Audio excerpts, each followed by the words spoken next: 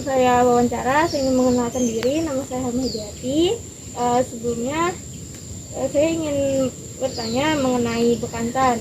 Ini loh kalau berbicara mengenai lahan basah, bekantan termasuk jenis satwa khas lahan basah. Bisa diceritakan sedikit lah mengenai bekantan ini? Oke, jadi bekantan memang sesuai karakteristik uniknya lah. Ciri-cirinya itu menunjukkan bahwa hutan habitatnya itu adalah hutan lahan basah. Dari mana kita melihat? Jadi ternyata bekantan itu punya selaput renang. Nah, satwa-satwa yang punya selaput renang pasti dekat dengan sumber air ya. Dan ini menunjukkan jenis ekosistemnya, ekosistem lahan basah. Nah, di daerah kita, di kawasan Stasiun Riset Bekantan Pulau Curiak yang dikelola oleh Sahabat Bekantan dengan Universitas Lambung Mangkurat, di sini kita berupaya untuk melindungi bekantan. Bekantan kalau orang bilang tuh monyet Belanda ya, karena warnanya kuning pirang, hidungnya mancung panjang ya. Tapi sayang, status populasi ya, status konservasi untuk populasi bekantan tuh terus terjadi penurunan. Sehingga bekantan tuh masuk dalam deretan satwa terancam punah oleh Lembaga Konservasi Internasional IUCN.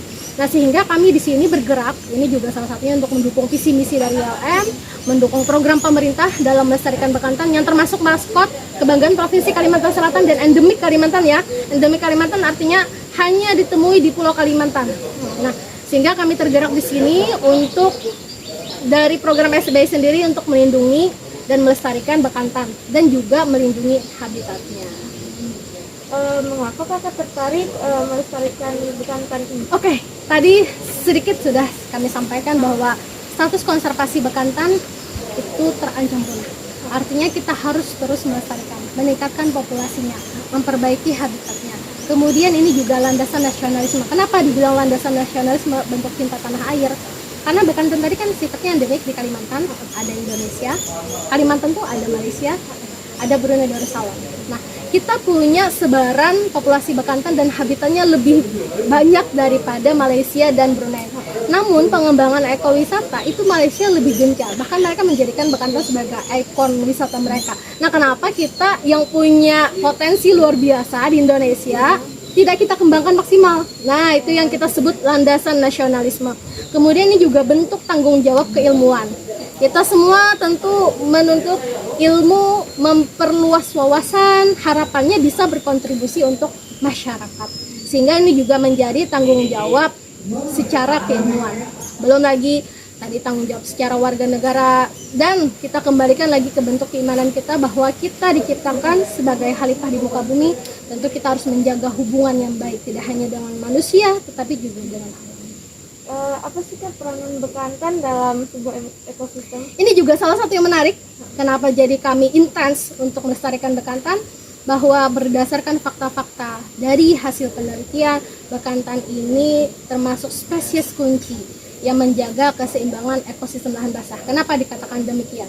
Karena bekantan ini membantu untuk meregenerasi hutan. Peranan bekantan untuk membantu proses regenerasi hutan lahan basah. Kemudian juga peranan bekantan sebagai agen biodiversity atau biodiversitas yang membantu keanekaragaman tumbuhan dalam ekosistem hutan lahan basah. Karena apa? Bekantan itu memang dominannya adalah pucuk dedaunan. Coba kita lihat analoginya ya, biasanya kan tukang kebun itu memangkas pohon itu supaya lebih lebar kanopinya kan, supaya lebih subur. Nah, bekantan makan pucuk-pucuk dedaunan juga seperti itu, merangsang pertumbuhan pohon-pohonan yang ada di sini. Kemudian juga makan buah-buahannya. Di mana bekantan bergerak, dia mengeluarkan biji-bijian hasil pencernaannya, disitulah tumbuh pohon-pohon baru. Nah, jadi proses yang terjadi dalam sebuah siklus ekosistem itu membantu pertumbuhan sebuah ekosistem. Jadi peranan bekantan ini nggak gampang. Kalau misalnya Helma mau nggak menggantikan peran bekantan seperti itu, kan nggak mau ya. Kita cukupkan peranannya untuk bekantan. Makanya peranan kita di sini adalah melindungi bekantan. Dan peran mahasiswa dalam hal ini saya harapkan tidak hanya sekedar dalam menggaungkan pelestarian bekantan, tetapi ikut berkontribusi dalam setiap aksi konservasi. Salah satu contohnya apa? Kita tidak membuang sampah ke sungai, kita mengedukasi masyarakat untuk mengolah sampah. Kemudian kita juga melakukan kegiatan penanaman, karena saat ini juga isunya adalah perubahan iklim.